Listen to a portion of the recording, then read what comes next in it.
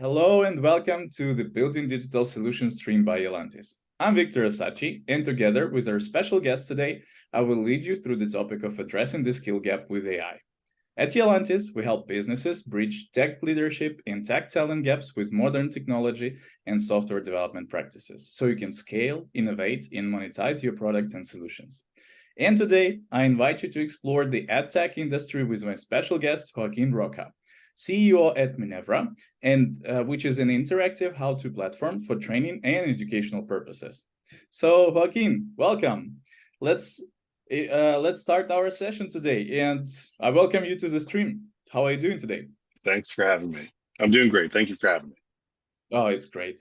It's always a pleasure. So let's start with a brief introduction, if you don't mind. Can you tell us a bit about your company, about yourself? Sure. Like you said, Minerva is the easiest way to create procedural knowledge guides around the internet to just do what you're doing. It captures what you've done passively and it creates interactive how-to guides, PDF, video, and as we'll talk, as we'll talk about, we're using AI to really give you something that is incredible. Just in a few clicks, you can create process knowledge, procedural knowledge for any software on the internet. So that's Minerva. I am one of the co-founders and the CEO. Been doing this for 4 or 5 years now at Minerva, and in my career over the last 20 years in technology, in consulting. I'm trained as an organizational psychologist, though I never did finish that PhD. So lots of different aspects to my career. It's been a long, winding road. That's great. A lot of experience to share, right? Does the gray show? I don't know. All right. Well, thank you so much for the intro. And let's now talk specifically about the skill gap and how to bridge it with AI technology. And I suggest we start with the very first question. Let's talk about the whole industry where the technology landscape is constantly evolving, right? Are there special ways to employ AI and ML solutions to ensure that the various operations here are optimized and aligned with the current technical trends and the overall trends of the industry? Yeah, things are moving so quickly. It's hard to pinpoint exactly where it's going, what's happening. We went and we're talking about just gaining skills, understanding and gaining knowledge. You go from a place in my childhood and even through college where I would go to a physical library. I would go to a card catalog. I'd find the card catalog card, and then I'd have to go to the shelves, take the books down, photocopy it if I want to take it home with me or check it out. So that a lot of, at that moment, you were essentially required to memorize a lot of things, I think. Right, yeah. Just know it. You're supposed to just know it because otherwise you had to go through this long process to discover it. Then the internet. And you didn't have to memorize things quite as much. So what you had to do is be able to synthesize things pretty quickly, right? So you had access to all this different information, this different knowledge. So you had to learn how to get the knowledge, learn how to find it, and learn how to synthesize it and make it useful. We're in a really interesting position now where even that part of it is starting to become automated by the machines. And so what are the skills now, right? Understanding how to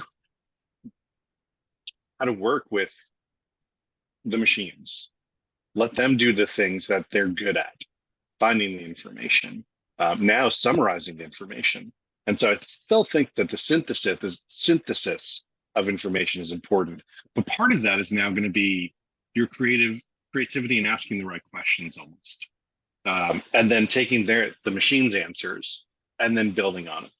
And so it's almost like a listening exercise where you're being curious and you're just kind of going back and forth. And so maybe that's a new skill that we're going to need, is the ability to ask the right questions, the ability to understand within the answers that you get, to be critical and to know enough that you say, okay, that sounds about right, but this isn't about right. Let's explore that a little bit further. Let's dig deeper there because I don't think that's quite right. Um, and so the way the kind of knowledge that you need, the kind of wisdom that you need, the kind of learning skill set that you need is just radically different from 40 years ago, 30 years ago, 20 years ago. And it's changing very quickly. And for anyone to tell you that they know what it will be in 5 or 10 years, I think it's insane. Someone out there is saying the right thing, but they're just, one voice in a million. There's no way to know who or what or why. It's kind of crazy where we are. Sorry, I'm rambling, but I'm really fascinated by this. It is interesting.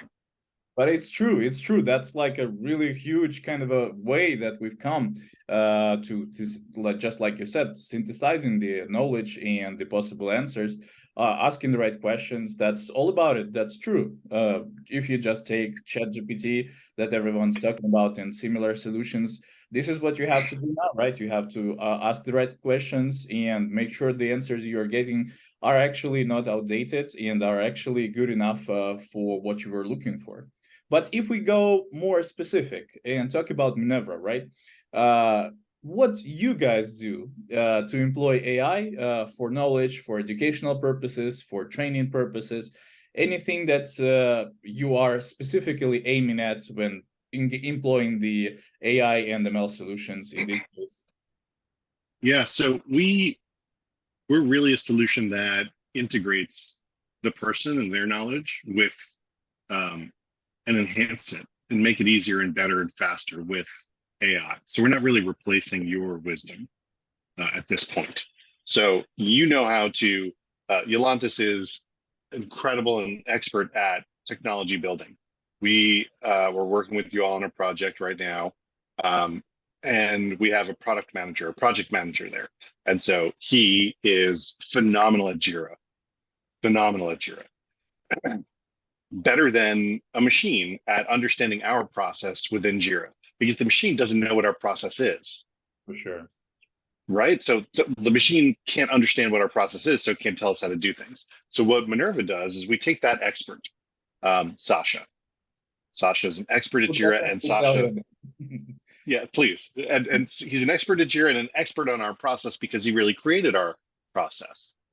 And so Sasha can create a guide on how to create a new ticket or how to create a new epic or how to create a new board in Jira using Minerva. So just go through, he does the thing, Minerva passively captures what he's done. Then Sasha can look at it and we kind of enhance what he's done. So he did the thing. So he knows the process. He knows this is the correct way within Minerva to create a bug ticket.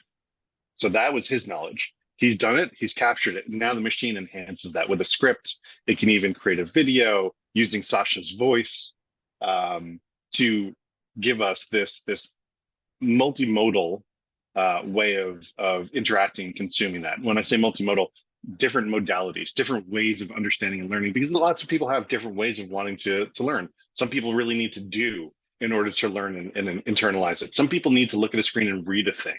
Some people want to passively capture and watch a video.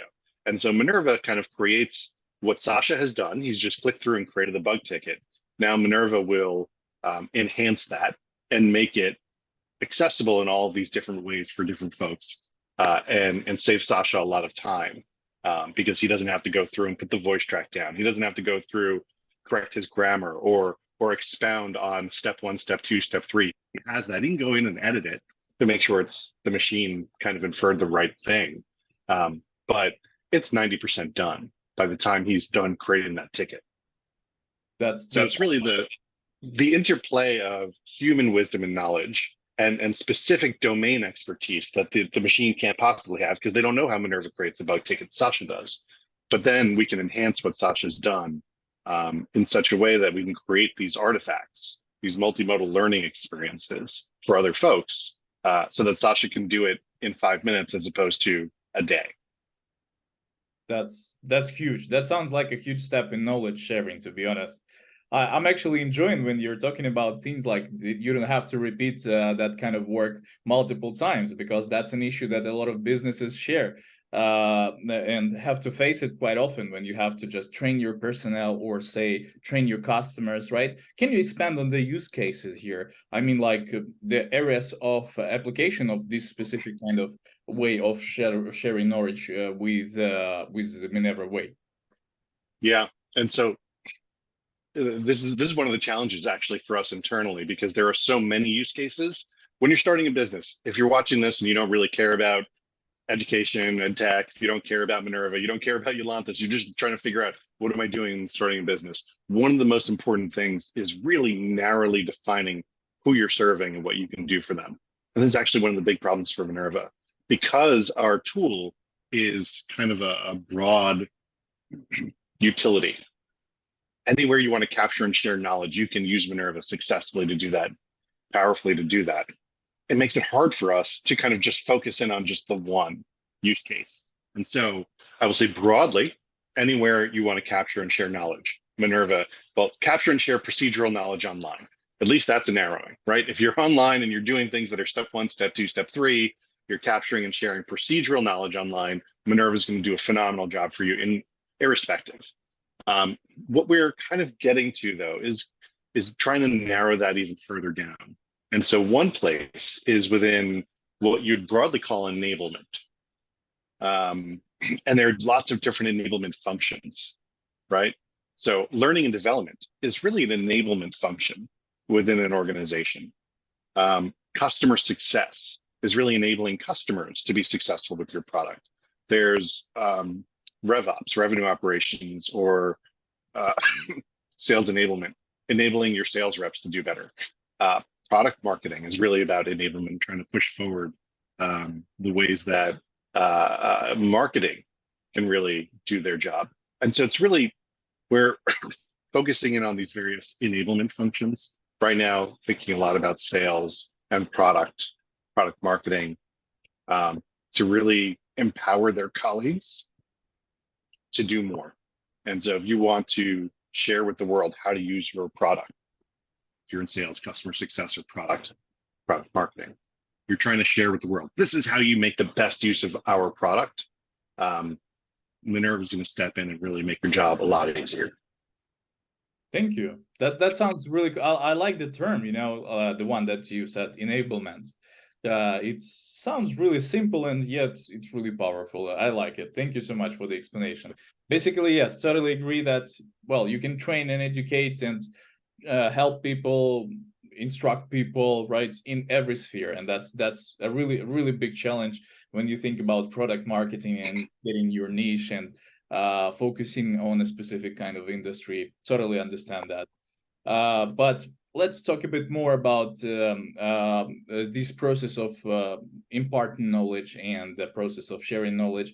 How do you ensure this integration between this kind of an artifact and the knowledge that you're getting with the rest of the processes within the companies? I mean, once you've gone through the steps like 1 to 3, you've obtained the cool enhanced instruction, the artifact that you can be sharing with anyone else. How does it blend into the processes within companies, say within the company or within your clients' companies? Can you just tell me? Yeah, that is a huge problem, and actually one we're not directly tackling head on right now, which is great. Again, we have to niche down. You want to be very small in your niche. What we do to help there is make it portable. So all of the artifacts at Minerva are portable. You can download them, a video, a PDF. You can embed them into any bit. So like Confluence, again, Jira product. I know Utilises uses Confluence a ton internally, and you have super experts. If you have a wiki, essentially an internal wiki for knowledge sharing in Confluence, what I would suggest is just embedding your Minerva content. This is what we suggest to our clients. Wherever you have that knowledge capture site or the knowledge capture system, Minerva is going to fill it with content, right? So you create, how do I create a bug ticket in Jira? Okay, great. We give you an embed code, put that into your wiki. The nice thing about having something that's embedded in that way is that if you update it in Minerva and you've embedded it in 10 different spots, it updates in 10 different spots immediately. You can download and then upload, but then you have to remember where you put it 10 different places. You have to remember to download and re-upload it in those 10 different places. And so making it portable in a bunch of different formats, especially the embeddable format, so that it updates automatically wherever it is really powerful. And so as opposed to trying to become the center hub for all your internal knowledge, what we're doing is trying to fit directly into what you're already doing. That's really cool. Thank you for giving more details on that. I would just say that the fact that the artifacts are already downloadable and you don't limit your users to using your ecosystem only and only your product is already a huge step up, because quite a lot of businesses unfortunately make this mistake, right? They try to hold the users within their products. I understand that as a marketing manager, of course, but I also understand the modern trends of users. Nobody likes to be limited, right? And that's the fact that you are going to the way where you simplify things for embedding all of these artifacts instantly. That's really huge. And I wish you only success on that. I know that's a really huge and long journey. So hope it's going well. I also enjoyed. Yeah. Go on, please. I was going to say it's an interesting point, and one I hadn't really consciously thought of. But the more open your ecosystem is, it seems to me, the more successful you have. Now there are counterpoints, right? There's Apple, Yeah. classically closed system. You're going to do things the Apple way. This is it. I don't know very many companies. I don't know very many products. I don't know very many ecosystems that work that way other than Apple. And it works really well because it's so huge, right? And it's got so much in that ecosystem. You don't necessarily need to leave it. But I think one of the powers of Android, and I use Android, is how open it is. If you think about all the way back, like Facebook versus MySpace and Friendster, Facebook actually opened up an apps marketplace. And early in Facebook, lots of the things that people were doing were not built by Facebook. They were built by other people and embedded into Facebook, which is what I think, at least in part, helped Facebook kind of outgrow MySpace and Friendster and all the other early social networks there. Same thing for like Slack. Slack isn't a new product. We've had ICQ, we had Instant Messenger, we had HipChat, we had so many forerunners of Slack, but Slack was suddenly way more open, right? So you were like in multiple workspaces with your Slack, in your company workspace, in your personal workspace, in your friends, you had a workspace, and it was open. It was integrated with other things in a way that I don't think others were. And so I think there's something really powerful to building one part of the ecosystem and then integrating into other people's ecosystems and letting other people integrate into your ecosystem. It really makes it a better experience because you can't be all things to all people. Totally agree. Yeah, there can be a better kind of a example than Apple in this case. I don't know any other kind of an ecosystem that is so close and yet still popular, right? This popular. But there's one thing you've mentioned which is really cool, and it's the second time you've already mentioned it. It's finding your niche, finding your own audience and industry.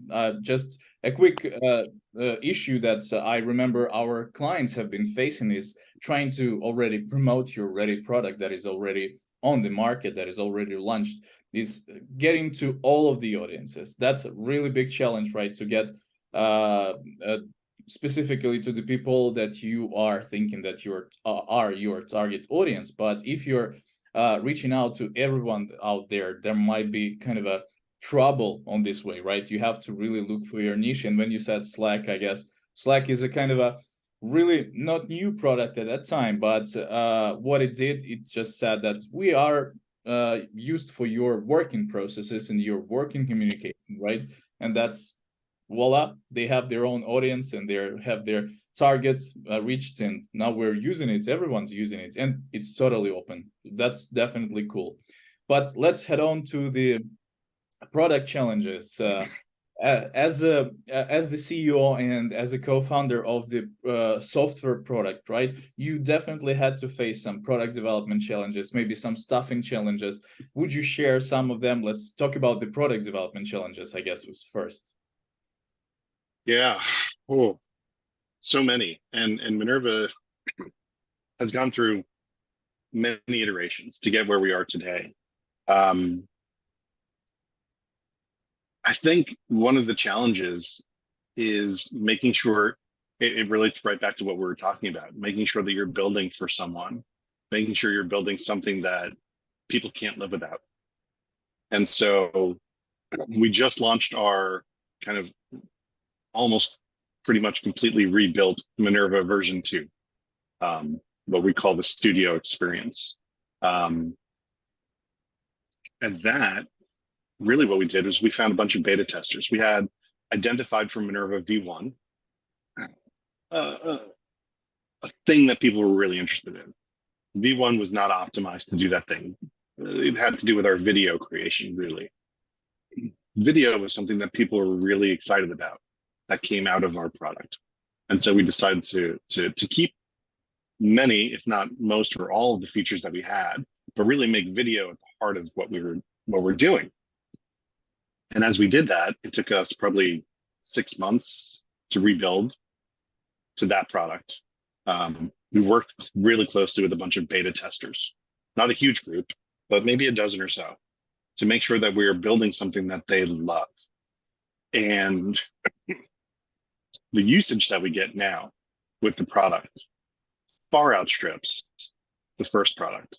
I think a lot of that was because we were building really closely with active testers. They were telling us what they liked, what they didn't like, what was missing, what was frustrating.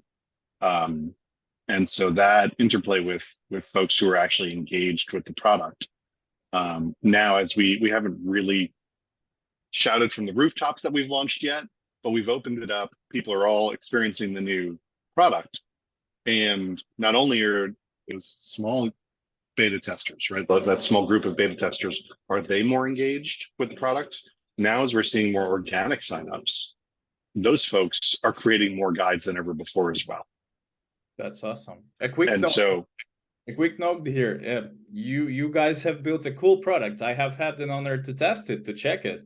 And it's really kind of a handy in terms of creating the how-to guides, especially with video. And totally agree on that. It's like a new version, a new level of explaining how-tos.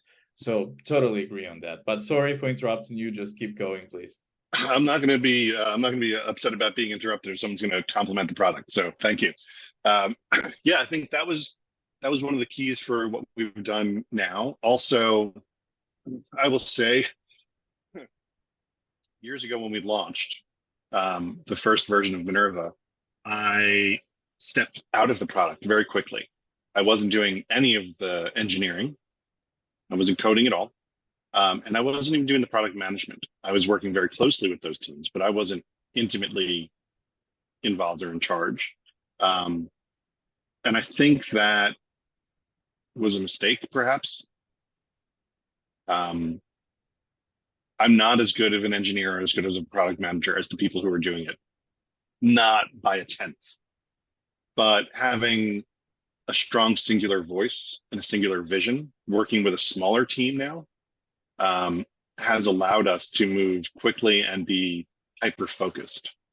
Um, and so, even though I'm not as talented as the people who were working on it before, not by a long shot, just having fewer people and a real unified vision in the product day to day is immensely helpful. So I would say until you feel the pains of that, and I will hopefully feel those pains very shortly, that I won't be able to do all the things that I need to be doing and be in the product, writing code, be in the product managing. That's a goal, is for me to not be able to do that because we're growing too fast or getting too big. But until you feel those pains as a founder, co-founder, you have to be there. You have to be speaking with your clients. You have to be speaking with the users. You have to be intimately involved in the building and implementation of the product, I think. At least I do. I'm sure there are folks who can do it another way. But it didn't work for me the other way. And this has been a lot smoother, I would say. That's cool. That's cool. Thank you. Wow, that's almost like sharing really personal things already. I mean, like I can feel your experience when you're talking about it, and it's totally something that I can agree on, because you have to like be on the field, you have to be close to your audience, you have to be close to the users, you have to like go through the forums or go through the review platforms if you're already present there and read what people are saying, or you can also just contact them directly, right? You can always find some friends and say relatives or just acquaintances to talk to and say like, hey, what do you think about this product, and like be honest. And it's totally important to know all of that, especially as a co-founder and as a like visionary of this product. Totally agree on that. I believe that that's kind of a really kind of a helpful advice for any businessman and entrepreneur building up their products like at the early stages, right? It's you have to go through there, because you will see what features are desired, what is really necessary for the product to evolve. Just like you said, the videos were actually one of the trains heading your product forward, right? Yeah. Yeah. And I think it's, I think this is especially important when you think about working with a team like Yolantis. And I'm not here to shill for Yolantis. I'm not here to, but I will say Yolantis is amazing. Every single person I've worked with, not only were technically phenomenal at what they do, interpersonally and as a teammate, have been incredible and proactive in looking to make the company do well. And so one of the things that a bit of the feedback that the team at Minerva got from the team at Yolantis was how integrated we were.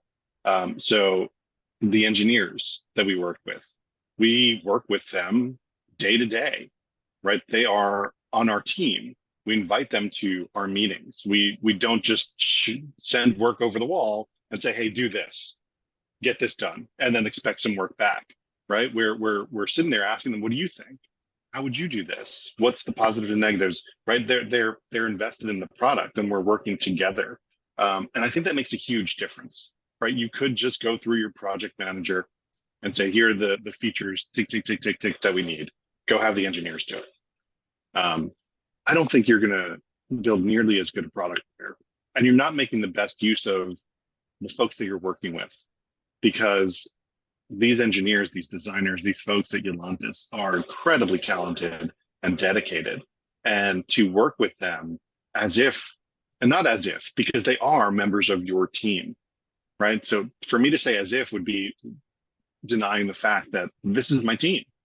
And so it's interesting to me that I did get feedback from the team that that's not typically how it goes when working with clients. So any future clients that are watching this potentially, to get the most out of that relationship, and you really can get the most out of this relationship.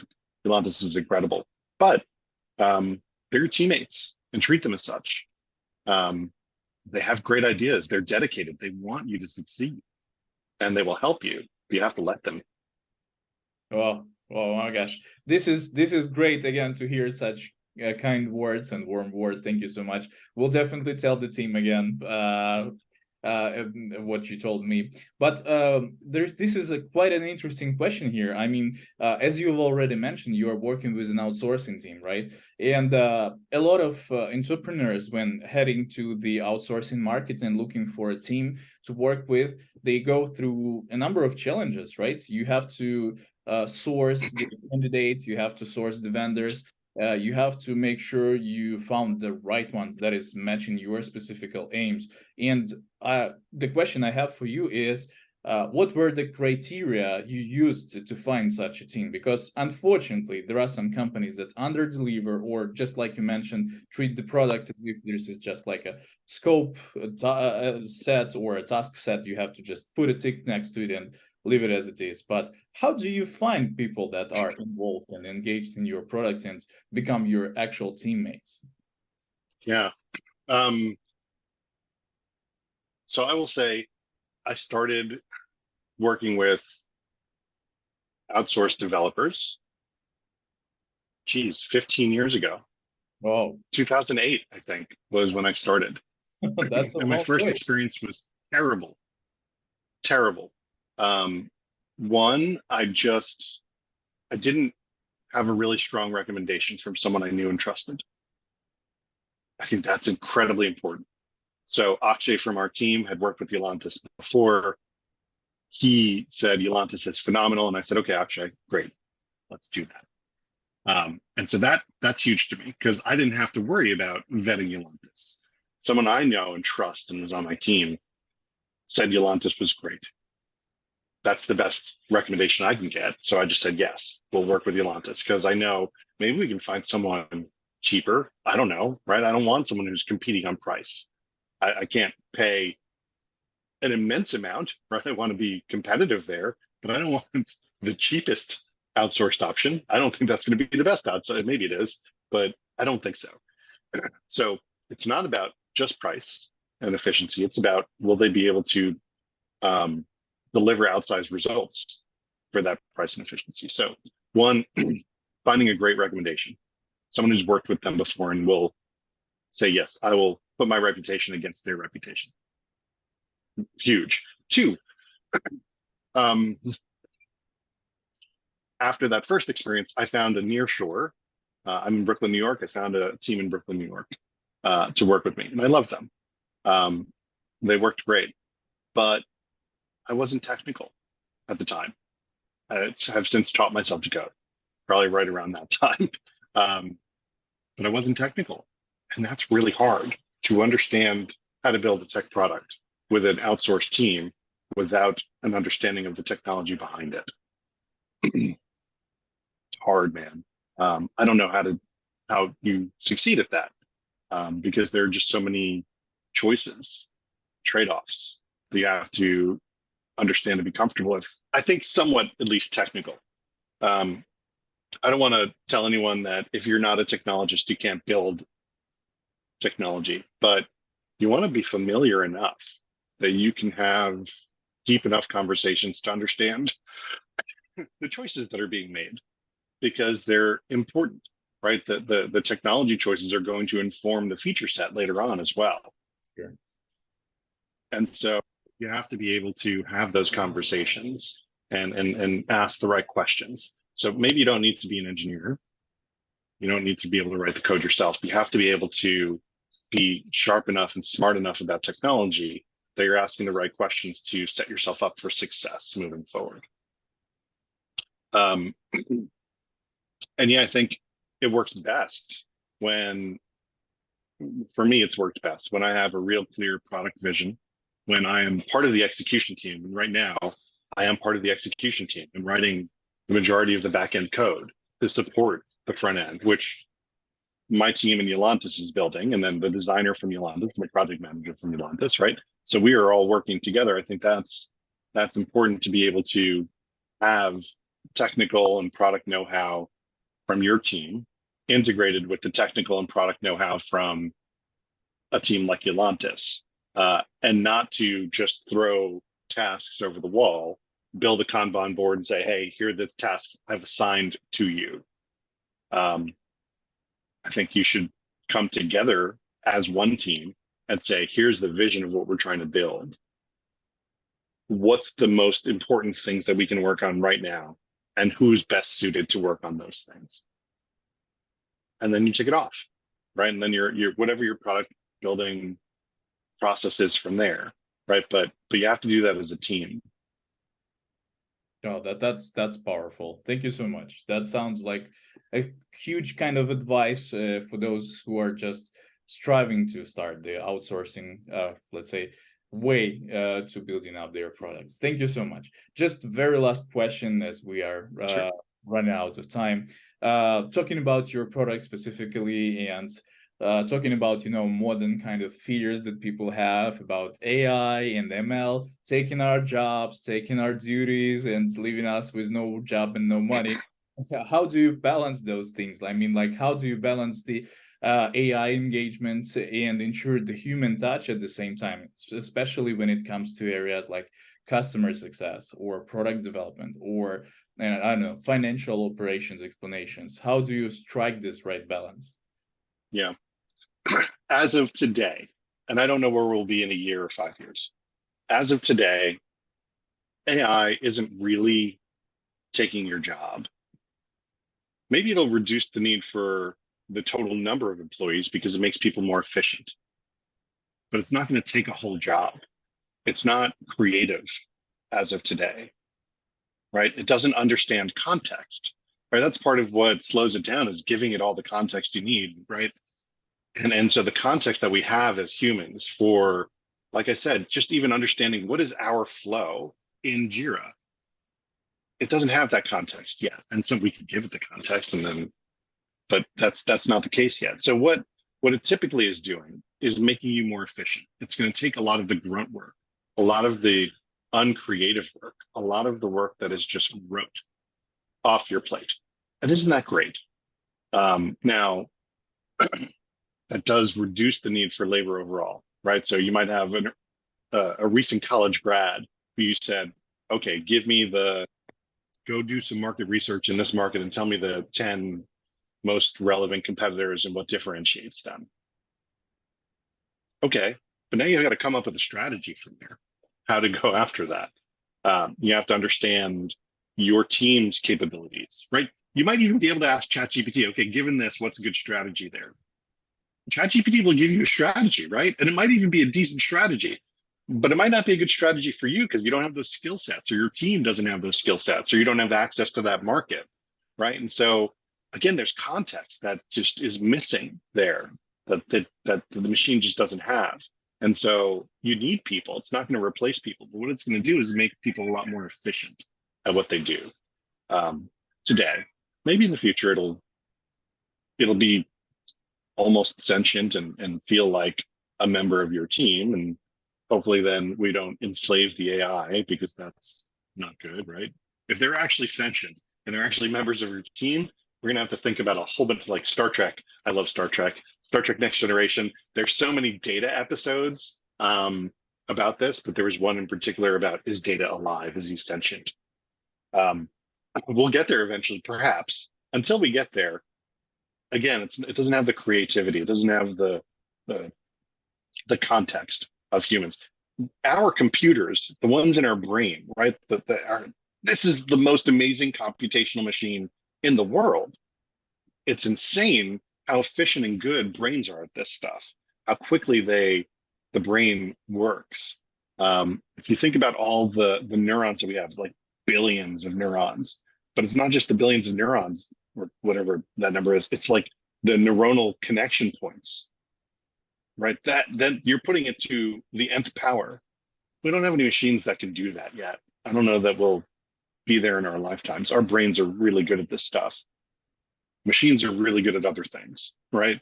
Rote tasks, things that go by algorithms that you can program. There are some emergent properties that are happening that are really interesting that I don't think people even understand what these really giant autocomplete machines are doing, which is phenomenal, which is exciting and interesting, but they're still not human brains. We need human brains. But the human brain can offload a lot of the less interesting, less creative, less strategic tasks to the machines, and that, I think, is great. Oh, that's great. Thank you so much. Thank you, Joaquin, for being a part of this conversation. It was awesome. I'm pretty sure that there are a lot of pieces of advice that entrepreneurs can use for their own product development. And I guess a lot of people who are already there on the market will also consider the AI practices, right? The AI and ML implementation for enhancing their operations. Just like you said, there are a lot of things that can be unloaded from the people, and AI is just a perfect way to do that. I'm sure that there are a lot of AI components that can be used in the ways that we haven't used before. And I really thank you for joining this session today. I also thank all of the people who are watching this video. I hope you enjoyed it, and I know that there might be some questions that we haven't covered yet. It will definitely take just way more time. And so if you are looking to ask more questions and specifically reach Joaquin for more of his experience, I suggest you do that using our email, which is hello@utilises.com. No worries, we will definitely readdress them to Joaquin so that he could provide some expert advice or say expert answers later. And we will also be sending out some of the online resources in our newsletter about AI, ML, about robotic process automation and beyond. So feel free to become our subscribers for our newsletters as well. Also, we are having a new stream, which is going to happen pretty soon in just 2 days. It's going to be about the future of LoRaWAN technology in the IoT industry. Feel free to join up because it's going to be really cool. And if you were really interested in today's session, I encourage you to start utilizing these AI practices and discovering AI and ML for streamlining your operations, streamlining your product, because it's really, really something that is everywhere right now, and you should definitely look for the room for implementation of this solution in your product.